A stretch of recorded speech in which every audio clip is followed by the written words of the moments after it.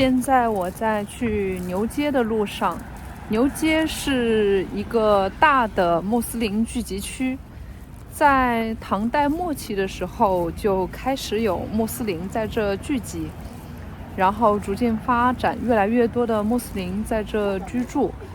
在清代的时候，这里的回民大多数是从事牛羊工作的，例如养牛、贩牛，还有卖牛肉，所以逐渐这里的名字也叫做牛街了。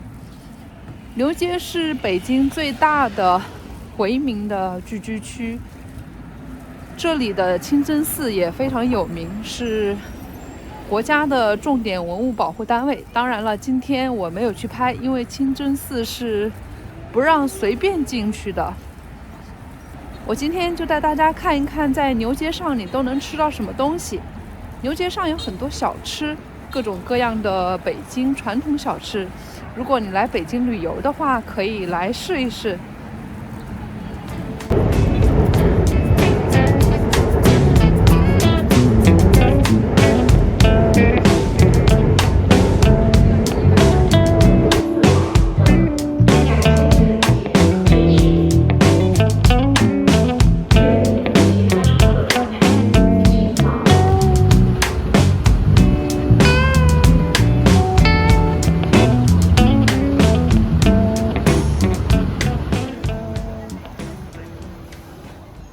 到了牛街地铁站，出地铁站之后，过马路就能看到牛街了。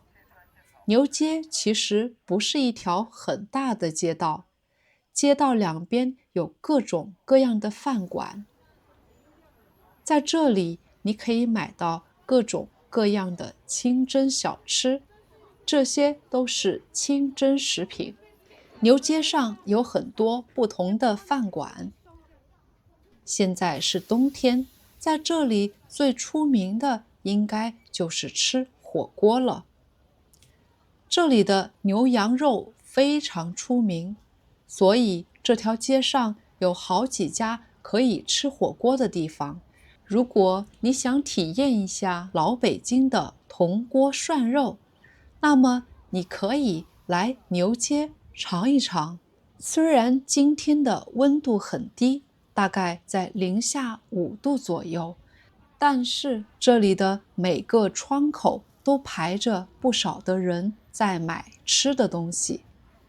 如果你不想去饭馆吃饭，可以在饭馆旁边的食品窗口买各种小吃。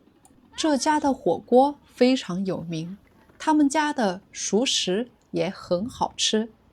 虽然今天天气很冷，但是还是有很多人在这排队买吃的东西。我很喜欢他们家的烧饼，价格也不贵，2块钱一个，吃起来非常香。我还在这买了一个5块钱的麻酱红糖饼。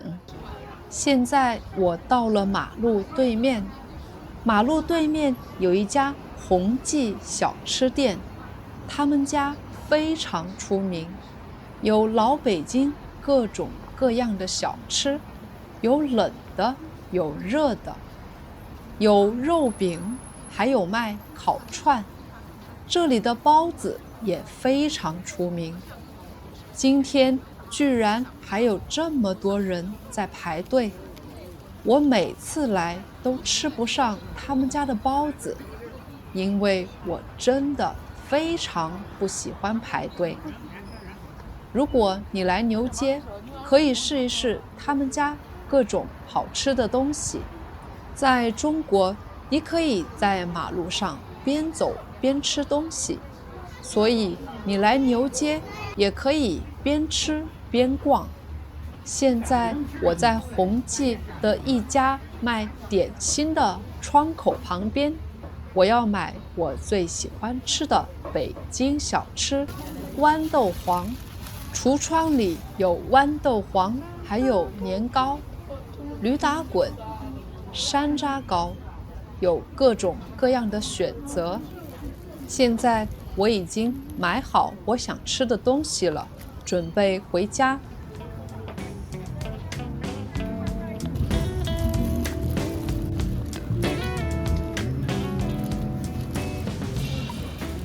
嗨，大家好，我已经到家了。今天外面非常冷，最高温度大概也就-5度，最高温度。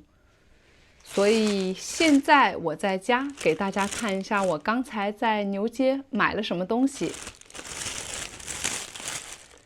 这是麻酱红糖的烧饼，麻酱其实就是芝麻酱，芝麻酱和红糖把它们混合在一起，然后和面粉做成这样的饼，就是北京非常有特色的红糖麻酱烧饼。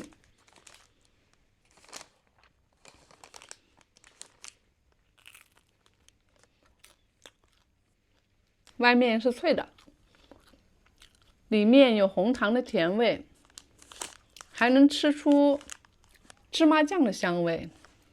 可以看到它麻酱烧饼里它有很多层，我的相机可能拍不出来，它有很多层会掉渣。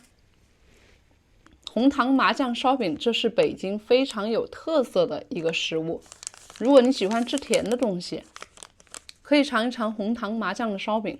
我还买了另外一种烧饼，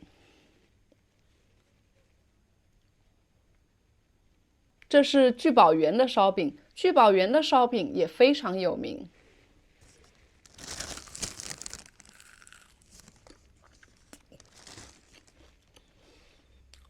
烧饼外面很酥脆，里边很软，整个烧饼它是咸的，吃起来会有淡淡的椒盐的味道，非常有中国特色。其实这个烧饼可以看到它也分了很多层，有很多层在里面，里边非常软，很湿润，外边是又酥又脆的。我觉得你来了北京也可以试一下这个烧饼。聚宝园的烧饼非常有名，虽然聚宝园是吃火锅的地方，但是聚宝园的烧饼也是卖的最好的东西之一。现在来看另一个是我最喜欢的东西了，这是豌豆黄。它是用豌豆做成的，是一个甜品，口感特别好，冰冰凉。我拿了一个勺子，